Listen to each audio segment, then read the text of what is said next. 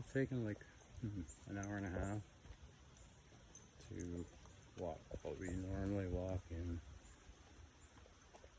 10 minutes, 15 minutes.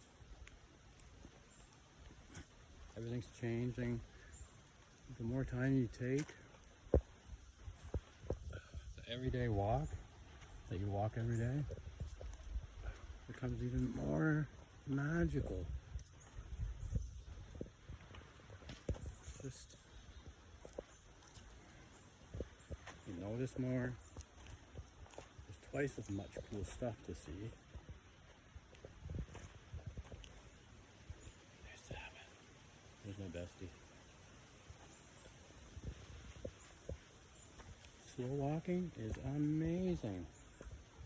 Sauntering, I guess it's called. You call it sauntering? Yeah.